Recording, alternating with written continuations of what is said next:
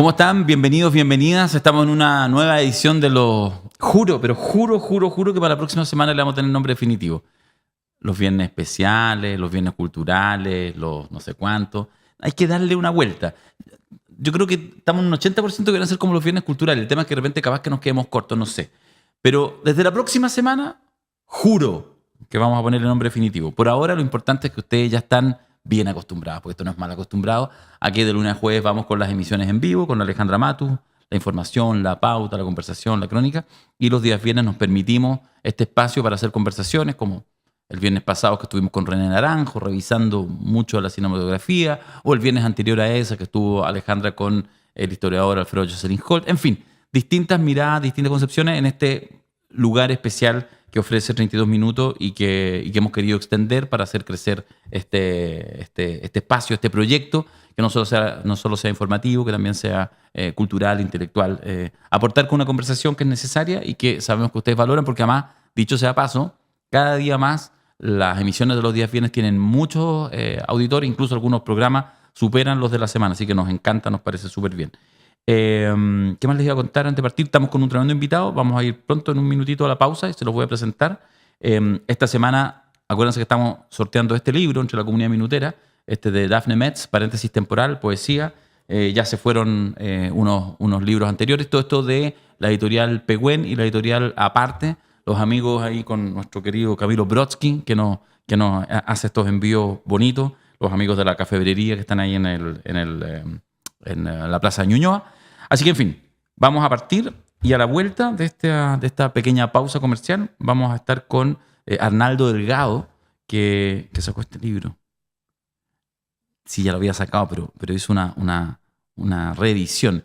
No sé cuánto actualización, porque no lo estoy mojeando nomás. El abecedario para octubre. Es como que nadie le dijo a Arnaldo que estas cosas ya no se hablan, que esto está prohibido. Bueno, algo de eso vamos a conversar con Arnaldo Delgado, que tiene unas obsesiones interesantes para seguir pensando en un país que parece que no le gusta pensar tanto. Ya, dije mucho, nos vamos a una pausa. Iniciamos entonces este 32 minutos especial de los días viernes. Yo lo único que quiero es recuperar mi vida sexual. ¡Sexo! ¿Y qué te dijo el terapeuta? Es muy común tener fantasías sexuales con el esposo o la hermana de uno. Martín es mi ginecólogo. Pero él es gay. Esto es raro, date cuenta. Lo raro está dejando de ser raro.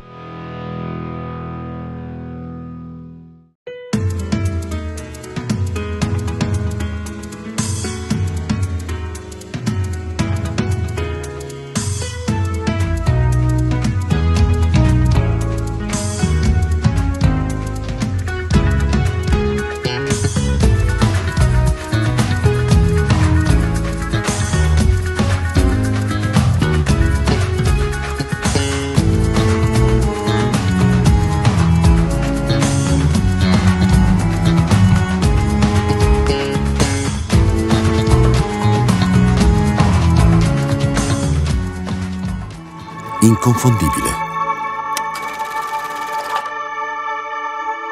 indimenticabile,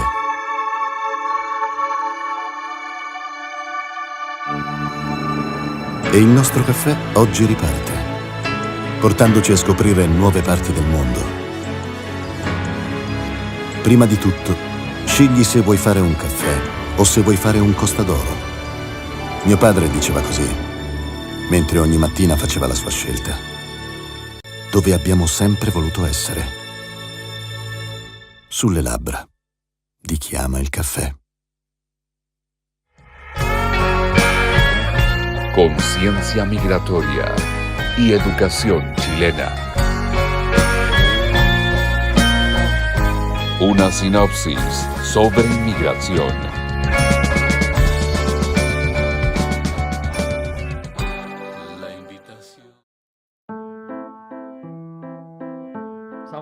De gift casi. ¡Cómpralo ya! La Cosa Nostra, 50 leyes del poder del padrino. ¡Cómpralo ya! ¡Qué gran publicidad! ¡Qué gran publicidad! Listo, se metió en Y 32 feliz minutos al tiro. 2024. El 12 y 13 de enero, las 50 leyes del poder aplicadas hasta con cabros chicos, todo. Todo. Pero ya. Cómpralo ya.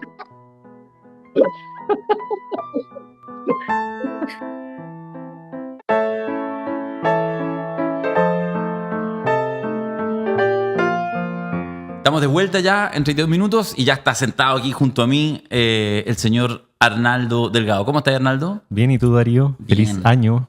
Feliz año, sí. Oye, un gusto estar en este viernes especial cultural. Bueno, ¿no? Buenísimo. Sí, pues tenía que ser, tenía que ser. Arnaldo me invitó, nos conocimos hace, un tiempo, nos ubicamos y nos hemos conocido, nos hemos compartido tantas veces, pero compartí una más un lanzamiento muy, muy bello, hace ya, no sé, casi un año, no sé, no me acuerdo más. No, pero más, no, este año, el 2023. Seis meses. 6 meses, pensé que había sido más, de este libro, ya vamos a hablar de comunalización, en un lanzamiento que hicieron ahí afuera de la librería, dame el nombre. Odisea. De la gente de Odisea, que queda ahí en Maipú. Sí, pleno Barrio Yungay. Claro, Yungay, ahí frente a la gárgola, y en ese lote, esa cuadrita que a veces la cierran, parece que siempre la cierran los días sábados. Sí, bien bonito porque estaba ocupando la calle para hacer una presentación de libro. Hermoso. Sí. Bueno, eso está, de hecho, está en el canal, a disposición, el lanzamiento de comunalización, lo subimos ahí en La Cosa Nostra y en el canal de 32 minutos, yo fui nomás ahí a hablar tontera, pero estuvo bonito porque efectivamente se hizo ahí en la mitad de la calle, tomándose la calle, unos sillones, unos cafés. Entonces, cuando tú sacas una cosa que debiera estar dentro de un salón intelectualmente y lo ponías en la mitad literalmente de una calle, al tiro hay algo más, hay una cosa media performática. Totalmente.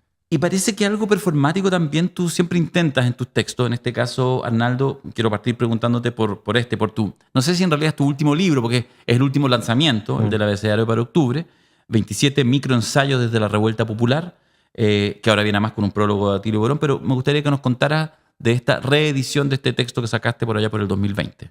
Sí, tú lo decías en la introducción. ¿Por qué volver a hablar de esto cuando parece que el tema ya está agotado? Sin embargo, insistir en estos temas, insistir en profundizar en una reflexión en torno a lo que vivimos hace 4 años atrás es porque me parece que el ciclo sigue abierto. No soy muy futbolero, la verdad. Pero si usamos algún tipo de metáfora futbolística, podríamos decir de que los jugadores están cansados, no tienen pergaminos creativos, pero sin embargo la pelota sigue ahí. Entonces, en ese sentido es que mientras la pelota siga dando bote, me parece que toda proposición para densificar discusiones que no son meramente coyunturales, sino que son discusiones largas, me parece que hay que insistir. Somos porfiados en ese sentido y hay que insistir. Y por eso me parece que toda proposición que siga ahondando en estos asuntos debe ser bienvenida, obviamente como un pequeño grano de arena para la discusión, para la conversación. En el caso de Abecedario para octubre, lo que tú buscas a partir de este pie forzado de un abecedario, ¿cierto? De partir con conceptos, con cada una de las letras del abecedario, como la M de memoria, por ejemplo, como la J de justo, estoy así aleatoriamente, como la G de guerra. Mira, memoria, justo, guerra. 3 conceptos. Cuando tú lo haces, me imagino que cuando se escribe este texto, que lo lanza el 2020, lo haces, me imagino, con una cierta expectativa de lo que puede ser este proceso tan improbable como intenso que fue el 18 de octubre del 2019. Cuando lo reeditas ahora, ¿qué pasa entre medio? ¿Por qué la porfía cambia mucho el encuadre o no tanto? Me gustaría que pudieras profundizar objetivamente ya en la mirada que tienes respecto a lo que llamas revuelta popular. Yo tengo ahí una mirada un poco más cuidadosa respecto a poner ese acento. Siempre me he sentido más cómodo hablando de estallido social. Tú pones un acento en revuelta popular o revuelta social. Me interesa eso. Sí. A ver, yo en mi trabajo filosófico en general, y que está justamente en el libro que mencionabas, Comunalización, Materiales para una Filosofía del Pueblo, me la juego con una propuesta de resemantización del concepto pueblo. Es decir, el concepto pueblo generalmente ha sido utilizado como un comodín discursivo que a veces peca de abstracción más que de concreto a la hora de hablar de, por ejemplo, de táctica y estrategia política. Sin embargo, yo me la juego con una resemantización de la categoría política, pueblo, y lo pienso como una forma particular de estar juntos. Más que una identidad estable, creo que pueblo es una forma de compartir, una forma de compartirnos, una forma de estar juntos. Es un verbo. Es un verbo, exactamente. El pueblo tiene que ver más con el estar que con el ser. Muchas veces cuando hablamos del ser, y estas son preguntas más filosóficas, se tiende a considerar al ser como un sustantivo. Es decir, el ser de las cosas. Pero a mí me parece que el pueblo es más un estar, es una cuestión más dinámica, más movible, y eso lo llego a pensar a propósito de un lienzo que se instala los primeros días de la revuelta que dice, nos volvemos a llamar pueblo. Entonces fíjate lo hermoso que es ese eslogan. Nos volvemos a llamar pueblo después de que por décadas se perdió el apelativo pueblo y fue velado por el apelativo gente, por el apelativo ciudadanía, por el apelativo chilenas y chilenos. Entonces, ahí hay una cuestión que me hace pensar de que efectivamente es una revuelta popular, porque aparece una forma de estar juntos que había sido cancelada, había sido vapuleada durante décadas. Sin embargo, esa forma de estar juntos también, tal como se encarna, perfectamente se puede desencarnar. Y es lo que pasó a propósito de la pandemia, donde sí hubo ciertas luces de formas de estar juntos que me parece que son populares, que tienen que ver con solidaridades, con cooperativismo, con cuidados colectivos, pero que sin embargo terminó primando el cuidado personal, el encerrarse de cierta manera de no poder compartir, aunque sea a la distancia, formas de cuidado. Entonces, por ahí va también la existencia de estar con este libro que, insisto, no tiene que ver con cosas coyunturales. Las cosas coyunturales son una excusa para profundizar en cuestiones teóricas que son más de larga data. Es como lo que hago también en las columnas de la sección Voces de la Cosa Nostra, es decir, a propósito de una situación coyuntural, dar una reflexión teórica, que son temas que tienen 20, 30, 40, 100, 200 años. Entonces, digamos, se ocupa en este caso la coyuntura para profundizar en discusiones teóricas más grandes. Cuando uno habla con gente que hace filosofía y que son buenos haciendo filosofía, como pasa con Arnaldo, en estos 2 minutos que estaba ahí contando, me tiro 5 preguntas a la vez. Entonces, como uno va pensando así como la estrategia, a ver, ¿por dónde voy? Que no quiero que se me escape. Así que voy a hacer el intento. De hecho, saqué lapicito el tiro y papel para anotar.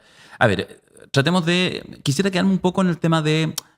Lo tuyo no es el análisis político y por lo tanto no te pido una reflexión en esas características, pero igual quiero quedarme con el estallido social, con la revuelta, con ese momento y con lo que aquí pasó. Tú dices, fíjate que lo sigues diciendo de manera positiva, me encontré con un lienzo, no lo ninguneas, porque lo que podría pasar y le pasa a mucha gente, no estoy hablando de filósofos, estoy hablando de gente común que nos está mirando, que fue tanto el amor, la intensidad, el optimismo que le generó lo que pasó en el Chile despertó del estallido social, que después, en algún minuto, probablemente el 4 de septiembre del 2022, como un momento del triunfo del rechazo, que después lo que hacen es una distancia absoluta. Es decir, el objeto amado es ahora el objeto, no sé si la palabra es odiado, pero el objeto así como Chile nunca despertó.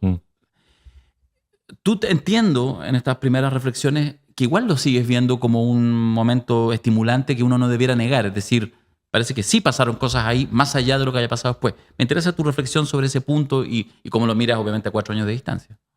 Sí, a ver, varias cosas. También voy a sacar un lapicito y voy a empezar a anotar varias reflexiones. Sí, bienvenido. Este programa va a durar 2 horas y media. Es probable. Mira, es que me pasa con que yo creo que el 4 de septiembre, voy a partir desde ahí, el 4 de septiembre no se marca una derrota. Yo creo que estamos en tiempos en que las victorias y las derrotas políticas se miden más en procesos que en hitos específicos. Yo creo que la derrota que comenzó el 4 de septiembre se sella, por ejemplo, con la ley Nain Retamal. O sea, es un proceso que termina estabilizando una victoria o una derrota. ¿Por qué digo esto? Porque resulta que la lectura que se hizo el 4 de septiembre en la noche es que lo que había triunfado era una voluntad de frenar el impulso de un cambio social. Y la lectura que hicieron las derechas fue que el triunfo fue de un ánimo, de una energía restitutiva, restituyente. Es decir, el 62% que votó rechazo lo que pretende es restituir el pacto de régimen anterior. Lo que había anteriormente. Entonces de ahí viene el eslogan de republicano, red de restauración, de repetición, de restitución, de recomposición, y todos los que se les ocurra. Entonces, como vuelta al pasado. Sí, empezaron a darle a eso. Y de hecho, la discusión yo creo que está en las derechas hoy día es cuál es el carácter de la restitución. o por lo menos esa fue la discusión antes del último plebiscito. ¿Cuál es el carácter de la restitución? ¿Se restituye al Chile de los 90? ¿El de la democracia tutelada, el de los acuerdos, o se restituye al Chile de los 80 con neoliberalismo ortodoxo y una mano más dura? Entonces ahí hay una discusión interna entre ellos. Entonces eso es lo primero. Yo creo que las victorias y las derrotas políticas no son coincidentes necesariamente con las victorias y las derrotas electorales. Yeah. ¿Sí? Yo creo que una victoria electoral y una victoria política se miden en métricas distintas. Esto lo he repetido muchas veces, pero un 62% electoral versus un 38% electoral es una diferencia muy grande. Un 38% pierde frente a un 62%, es aplastante. Pero en términos políticos, la sustantividad de ese 38% es radicalmente distinta a la del 62%. Entonces yo me quedé por lo menos el 4 de septiembre en la noche y el 5 después en la mañana dándole vuelta a la cuestión de que sí hubo una derrota evidente de esa energía, de esa voluntad, de esa potencia instituyente de la izquierda, que lo que intentaron hacer fue proponer un nuevo pacto de régimen a través del proceso de la Convención Constitucional. Eso evidentemente pierde, pero ¿quién gana? Obviamente la derecha tiene ahí material para nutrirse y para construir hacia un proceso de victoria. Sin embargo, lo que está detrás de esa derrota del proceso instituyente de la izquierda me parece que no es la voluntad restituyente, sino que es algo que yo definiría, siguiendo a algunos autores, una potencia de carácter destituyente, es decir, el desencanto, el desánimo, el descrédito de la sociedad fue lo que termina ganando. De hecho, lo dije en una de las columnas de la sección Más Voces, la que hice después del plebiscito del 4 de septiembre, es que si por arte de magia, lo dije así, si por arte de magia los sectores conservadores tuviesen la capacidad, por ejemplo, de escribir una constitución completamente ellos, también sería rechazada en un plebiscito. ¿Por qué? Porque la capacidad de encantar de la izquierda es más pequeña frente a la potencia del desencanto. Tal como la capacidad de reencantar del neoliberalismo y de las derechas, igual termina siendo más angosta que el desencanto social. Te lo pregunto en positivo, es parte de lo mismo. ¿Qué es lo que te quedas, qué es lo que te deja a ti de octubre del 2019? ¿Qué tú vas a buscar a ese hecho histórico, cada vez más histórico, porque va pasando los días, los meses y los años? Hemos entrado al 2024, donde se van a cumplir 5 años. El primer número redondito. 4 ya. Claro. Donde vamos a cumplir los primeros 5 años. ¿Ah? De hecho, voy a hacer paréntesis. Fíjate, tú sabes que junto con mi buen amigo, el periodista y psicólogo ahora, Julio Pastén, sacamos un libro con análisis de fotografía alienígena, el estallido social en los muros. Y conversando hace un par de semanas atrás con Julio, quedamos ahora en enero buscar algún día tranquilo, varias horas, una tarde, para sentarnos y revisar el archivo de, creo que son 2000 y tantas fotografías que tomamos en esos 4 días, a la tercera semana del estallido, que con eso originó el libro. Y claro, el libro está ahí de, no sé, 300 fotografías y un análisis que hicimos a propósito de eso. Y dijimos, oye, miremoslas de nuevo, porque no las vemos hace, no sé, yo creo 3 años que no veo los archivos, digamos, desde que el libro ya se lanzó. Y quedamos ahora en enero de sentarnos a revisarlas, justamente porque nos caía el cacho que se van a cumplir, no sé si es tan relevante, no sé si va a ser significante en su minuto, 5 años. Entonces ya tiene una pequeña cosita, un juego de mirarlo con esa ya mini perspectiva histórica, para bien y para mal, digamos. Para bien y para mal, porque además nos vamos haciendo viejos. Para bien porque de repente permite mirar otras cosas. Entonces ahora te lo pregunto en positivo, Arnaldo. A propósito de lo mismo que estabais señalando y haciendo esta distinción que tú haces bien interesante, bien ilustrativa, respecto al 4 de septiembre, lo que significó. En octubre de 2019, ¿qué te traes? ¿Qué dices tú ahí? No, si aquí esto está vivo, esto existe, esto no murió, y te lo traes ahora como material para tus propias reflexiones. Yo creo que lo que se vio con mayor potencia en el 2019 es la limitación de la ciudadanía. Por eso soy majadero, y esa es una de mis porfías, justamente, de mis obsesiones, como tú decías al principio, el poder marcar muy bien la distinción, poder marcar muy bien lo que distingue entre una forma de relación popular y una forma de relación ciudadana. Yo soy de la idea de que las mismas personas a veces se juntan políticamente en tanto ciudadanos y otras veces, las menos de las veces, en tanto pueblo. Entonces yo creo que lo que se vio muy nítidamente en el 2019 fue la limitación de la ciudadanía. En el libro ocupo un ejemplo, creo que está en una nota al pie de página nomás, pero me parece que es muy gráfico decir que, por ejemplo, Plaza Italia y Plaza Baquedano es a la ciudadanía lo que Plaza de la Dignidad es al pueblo. Las mismas personas las transitan, pero la habitan de forma distinta. Porque son distintos los vínculos que se producen en el mismo espacio geográfico. Está bueno. De hecho juega hasta con la idea del multiverso. Sí, totalmente, porque son planos de relaciones que están superpuestos, pero que a veces unos florecen y otras veces... Perdona, y déjame agregar que no solo distintos, la misma persona, el mismo individuo. O sea, yo he caminado por Plaza Dignidad y también he caminado por Plaza Italia. Sí, esa es la idea, que tú puedes ser ciudadano y a la vez que puedes ser pueblo. Por eso se daba que gente en Las Condes de pronto salía a protestar y se unía a las personas con un nivel de disposición para con los otros que son más características de la forma pueblo que de la forma ciudadanía. Es decir, alguien de Las Condes o de Ñuñoa no se pensaría, por una cuestión casi estética e identitaria, como pueblo. Pero sin embargo, se relacionó de forma popular durante esas semanas. Entonces, me parece que ahí lo que propongo a través de los libros en general es como claves para pensar nuestra actualidad, que trata de superar esos identitarismos, esos pueblómetros, esos izquierdómetros, que lo que buscan es medir qué tan izquierdista eres, qué tan popular eres. Porque siempre está la pregunta, bueno, si yo estudié en la universidad, pero mi familia es de recambre popular, entonces ¿dejo de ser pueblo o no? Entonces siempre están esas discusiones que me parece que no son tan procedentes en términos de construcción política. Entonces lo que propongo son estas claves. ¿Por qué te digo esto? Voy a volver a la pregunta. No me estoy perdiendo con la respuesta. Bueno, pero eres filósofo, tienes excusa para hacer... Los filósofos hacen esas cosas. Bueno, lo que se vio con mayor nitidez el 18 de octubre y los días siguientes es la limitación de la ciudadanía. Latinoamérica, y Chile no es la excepción, pese a lo que se pueda pensar, es que ha tenido una historia de ciudadanización tremendamente limitada. Si pensamos en el siglo XIX, ¿quién eran los ciudadanos? O sea, sectores tremendamente restringidos de la población que cumplían ciertas características. Varones blancos, dueños de medios de producción y de tierra y alfabetos, ¿sí? El 1% de la población. Si no votaban, digamos. Si no votaban y no participaban del asunto público. Entonces el 99% no estaba amparado ni por jurisdicción, ni por ley, ni por Estado. Es decir, los cuidados no estaban dados por ley. El 1% sí tenía su vida asegurada por ley.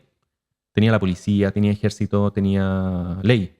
El 99% tenía solo ley, pero no para cuidar la vida, sino que para cuidar la vida del 1%. Claro. Entonces los procesos de ciudadanización siempre han sido complejos en Latinoamérica. Y si bien se ensanchan en el siglo XX con esa expansión del amparaje ciudadano, y ahora hay leyes, hay posibilidades, no sé, reglamentos para el trabajo. La ciudadanización, si bien se ensancha con la participación de la mujer, de analfabeto, etc., sigue habiendo una división interna entre ciudadanías. Ciudadanos más ciudadanos que otros que no tienen la posibilidad de participar por completo en las deliberaciones públicas.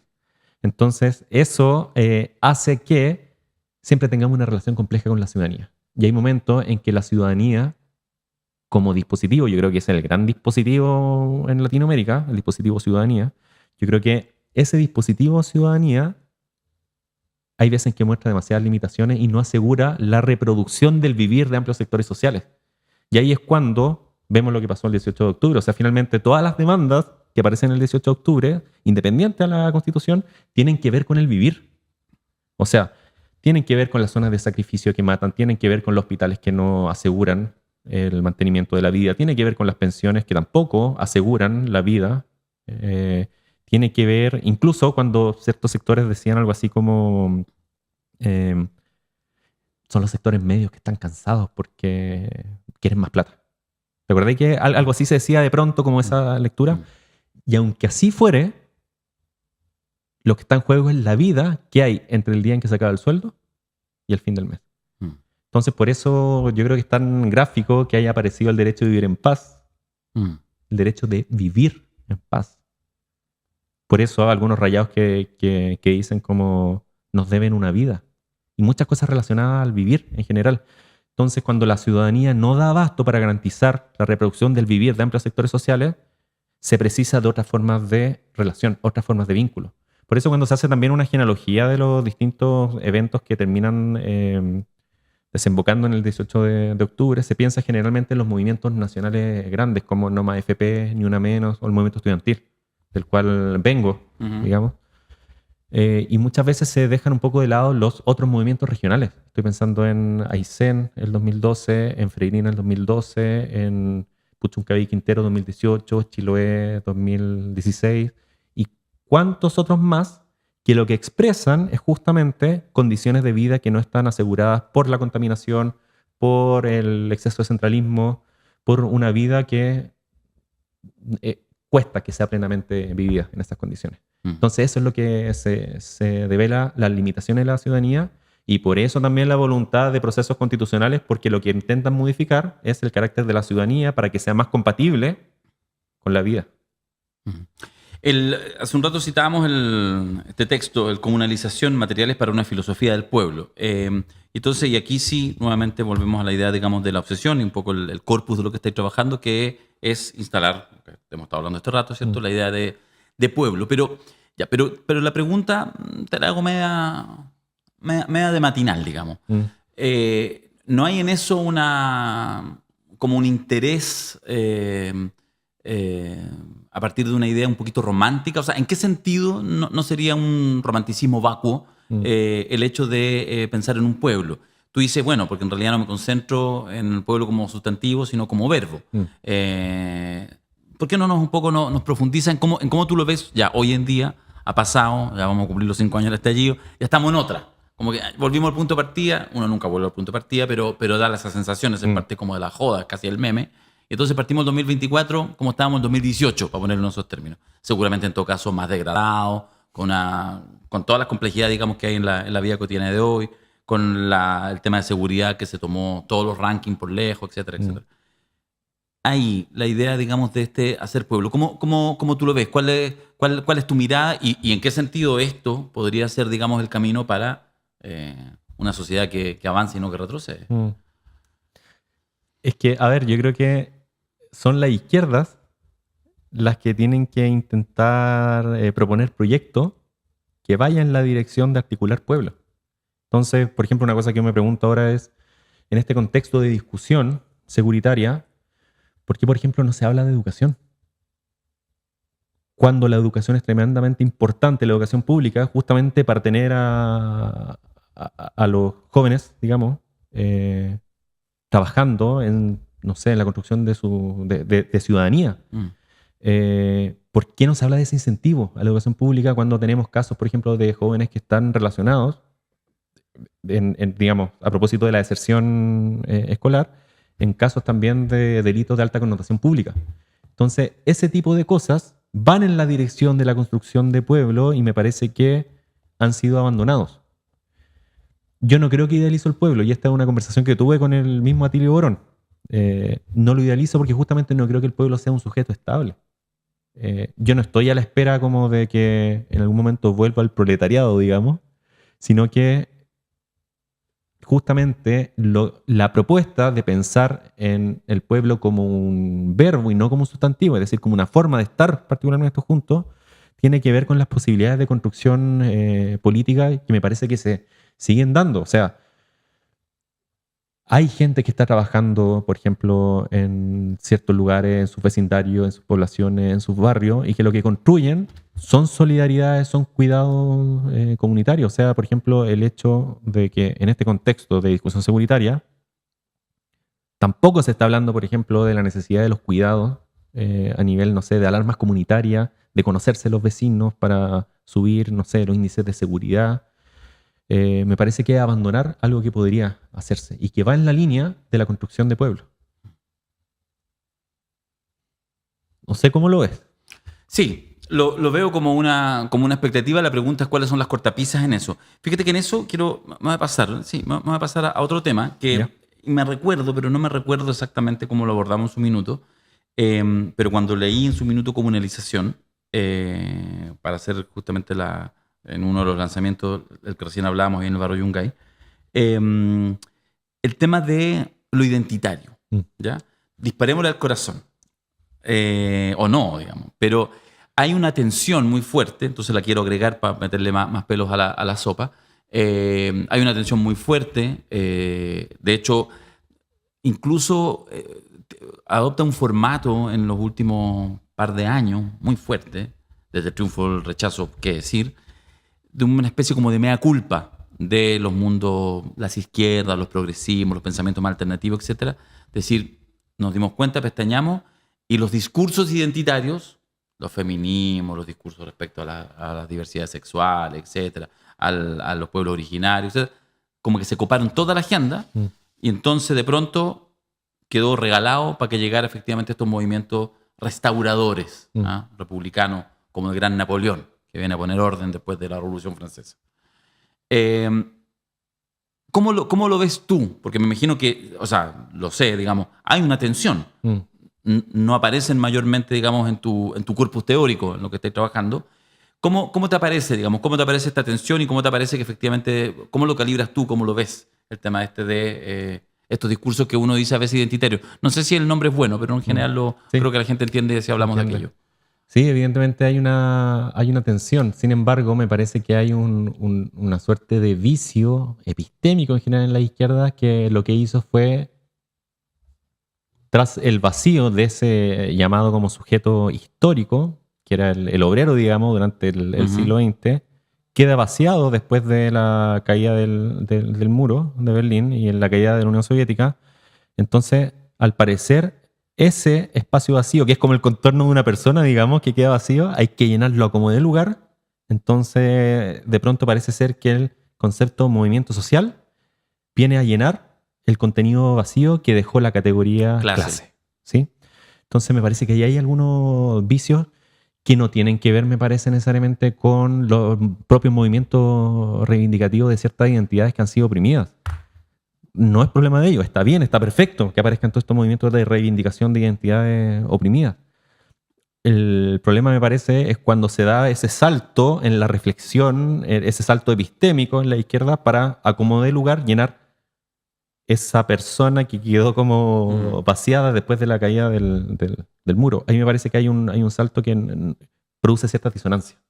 Entonces, yo diría en este caso que no solamente como alternativa a pensar una política solamente desde las identidades o las diferencias, y también tratando de dar un paso más allá incluso de lo que también era un vicio identitario en torno a la majadería, en torno al obrero como figura, es que en la política me parece que no importa tanto el ser de la persona, el es de la persona, sino que la relación. ¿Cómo nos relacionamos juntos? ¿Cómo podemos comunalizar, es decir, hacer común, comunalizar el verbo de lo común? Entonces, ¿cómo vamos haciendo común constantemente nuestra relación independiente a la identidad que traemos de base? Entonces, por ahí va más o menos, yo creo, la reflexión. Entonces, lo que yo trabajo particularmente en comunalización, o si se fijan cuando lean, por ejemplo, el abecedario, o en general en todo lo que hago, siempre hablo de las y los comunes y corrientes. Para mí, ese es el actor clave, el común y corriente. Pero el común y corriente no es una identidad de una persona de a pie, porque todos, absolutamente todos, somos comunes y corrientes cuando nos comportamos como común y corriente frente a un otro. Es decir, nosotros no andamos siempre con el carnet de identidad diciendo, por ejemplo, hola, soy Arnaldo, escribo libros, hago columnas, ahora voy a empezar a hacer reseñas, también invitado por Camilo Brodsky. Así que van a estar saliendo esas reseñas de distintos libros. No ando por la vida con el carnet de identidad, sino que cuando yo salga acá del estudio voy a ser un mero común y corriente con otros meros comunes y corrientes, que también todos tienen su identidad, tienen su historia, tienen su nombre, tienen sus familias, etcétera. Pero ¿vamos a hacer política desde ahí? ¿O vamos a hacer política desde ese lugar donde nos volvemos comunes? Por eso yo creo que el común y corriente, más que una identidad, es una forma específica de estar juntos. Y hay veces en que esa forma de estar como meros común y corriente se politiza. Y ese otro, ese común y corriente que está en el metro, pasa a ser el nada de mí a ser el todo de mí en cierto momento. 18 de octubre. Ese que tenía al lado, ni te conozco, no tengo idea quién eres, pero en este momento eres el todo de mí. Uno de mis momentos, yo creo que más, cada uno tiene sus propias anécdotas. Yo soy, en términos futboleros, soy hincha del Colo. Viví 15 años en Calama, también me hice hecho de Cobreloa, pero básicamente desde cabro chico hincha del Colo, y voy al estadio, soy futbolero y toda la cuestión. Y de haber sido los momentos más mágicos en mi vida, o sea, podría, yo creo que estará en el top 10, de todas maneras. Los días siguientes del estallido social, yo creo que haber sido la primera semana, incluso antes de la marcha del 25 de octubre, fui todos los días en ese tiempo no se llamaba Plaza Dignidad, ahora tampoco, volvió a no llamarse. Y entonces estaba ahí, siempre había miles de gente, Tomás, qué sé yo, ahí Plaza Italia, que no sé qué, y entonces justo había un lote de los de abajo, así grande. Y en ese rato no estaban, porque estaban, ¿te acordás? Que fueron los de abajo con la garra blanca, y o sea, hasta tenían cosas juntas, en fin, en ese rato solamente estaban. Y entonces, y estaban ahí como con unos tambores, por lo tanto, era el carrete. Y me acuerdo que me metí, y como unos futboleros se sabe los gritos propios y también los cantos de los otros, digamos. Se los sabe porque los he escuchado, es como escuchar Radio AM. Entonces, ahí rodeado de puros gorilones azules, saltando como uno más y cantando todos los cantos de la Universidad de Chile y toda la cuestión, porque daba lo mismo. Porque lo importante era, bueno, por eso me resonó lo que tú dijiste. Eso, totalmente. O sea, la identidad en ese caso no se disuelve, pero sí pasa a un segundo plano en la relación con el otro. Y me parece que la potencia más grande de todo es cuando es lo común y corriente lo que se politiza. Como el común y corriente de pronto adquiere conciencia de su condición de común y corriente y la politiza. Es lo que, no sé, se vio, me parece que fue el 16 de octubre del 2019. Cuando ya no eran solamente los estudiantes, digamos, los que estaban ahí abordando en el metro, sino que hay una imagen, no estoy seguro si ahora es el metro Plaza de Armas o el metro Santana, pero tras las rejas cerradas del ingreso al metro, personas comunes y corrientes que no tenían ningún tipo de adscripción, ni a un sindicato, ni a una organización estudiantil, de pronto empezaron a botar la reja. Ahí está, lo común y corriente de pronto del día a día, lo cotidiano, lo prosaico del día a día, de repente se politizó a tal nivel que gente común y corriente está botando el metro. Entonces, quiero volver a algo que había antes, porque obviamente uno siempre va a mirar con cariño y con nostalgia eso que pasó porque uno fue feliz en ese momento. Tal como me dijo alguien en una presentación en Quinta Normal, que hizo una presentación del abecedario hace un par de meses. Tras décadas, eran luchadores, digamos, como de décadas. Alguien me dijo, tras décadas de constante como sentirme derrotada, de pronto tuve un momento en que me sentí feliz. En que me encontré con todo. Entonces, esas son una de las cuestiones que hay que rescatar, yo creo, para ahora, y vuelvo a la metáfora inicial. O sea, el ciclo sigue abierto. Lo que se agotó es la propuesta instituyente de la izquierda. ¿Sí? Se agotó también esa forma de estar juntos como pueblo en ese momento. Pero el malestar, ojo, que sigue allí. Por algo el año pasado ya hubo, por ejemplo, una protesta que pasó muy piola en Chaitén, donde la gente se tomó el ingreso a Chaitén. Como me parece que fue el 2022 también, en Puchuncaví, no me acuerdo si Puchuncaví, Quintero, que también se cerró el acceso. Entonces, ojos con esas manifestaciones de malestar porque las condiciones del vivir siguen inestables. Claro, ya no va a haber ni un matapaco, ni una capucha romantizada, pero ojo que las condiciones del malestar siguen. Abecedario para octubre y comunalización son los últimos dos textos. Si alguien los quiere adquirir, los quiere comprar, ¿dónde los encuentra, por ejemplo? Tírate un par de lugares. ¿Sabes qué? Comunalización está en varios países de Latinoamérica. En Chile me parece que todavía no se distribuye, pero está en Argentina, Uruguay, Colombia, está en España, en México, porque es de Prometeo. Y Prometeo, Argentina, entonces tiene distribución. Y el abecedario lo estamos empezando a distribuir ahora. Ahora está en Librería Proyección, Busca Libre, en la tienda nacional y en no sé en qué otra librería está ahora. Y no están en Odisea, no están en... Sí, están. Me parece que están. Sí, en la cafebrería yo también los vi. Ah, sí, que la cafebrería también. Sí, pues. Amigo Camilo Brodsky, la cafebrería. Sí, que en realidad uno dirá, entonces el dueño de la cafebrería. No. Pero como que de alguna manera es como el gran articulador. Es como un socialité, nuestro amigo Camilo Brodsky, un socialité de la izquierda. Va a terminar como... Mira, ahí está su libro en primer plano, ¿cómo se llama? Piensa y repite. Sí, Tremendo libro. lo tenemos ahí, los vamos cambiando cada cierta cantidad de semanas para que se luzcan, pero sí, así que aprovechamos a mandarle un saludo a los chiquillos. Arnaldo, muchas gracias por venir acá, Muchas gracias, tía. Yo dejo un aviso. el que quiera. Hoy viernes voy a estar presentando justamente el abecedario en el cierre del Congreso Liminal que organiza IDEA USACH. Roman Díaz, no me acuerdo el número, pero hoy día a las 4 de la tarde voy a estar ahí presentando el... Sí, el Román libro. Díaz casi entrando desde Providencia. Sí, hoy día a las 4:30, por si quieren darse una vuelta y me quieren quizá ir no sé, a rebatir todas estas cuestiones que he dicho. No, a escuchar con atención. Eso es lo que uno tiene que hacer, escuchar con atención y generar nuevas preguntas. De hecho, tengo una, pero te lo voy a decir ahora que vamos a terminar una reflexión, pero te lo voy a decir ahora cuando terminemos el programa. Porque así funciona la filosofía. Muchas gracias a ustedes por estar ahí. Muchas gracias, Arnaldo, por venir aquí a 32 minutos. Gracias, Darío. Nosotros nos encontramos el día lunes en la emisión habitual con Alejandra Matus a partir de las 10 de la mañana. Muchas gracias también por aportar a este proyecto, ya lo saben, aquí abajito en el YouTube, aquí justo abajito en el YouTube, está incluso el enlace para ver si se quieren sumar a la comunidad minutera y hacer su aporte, desangrarse con 10 lucas todos los meses, no es poco, pero bueno, las necesidades del Chile actual y el futuro lo requieren. Así que gracias a todos ustedes y nos encontramos el lunes a las 10.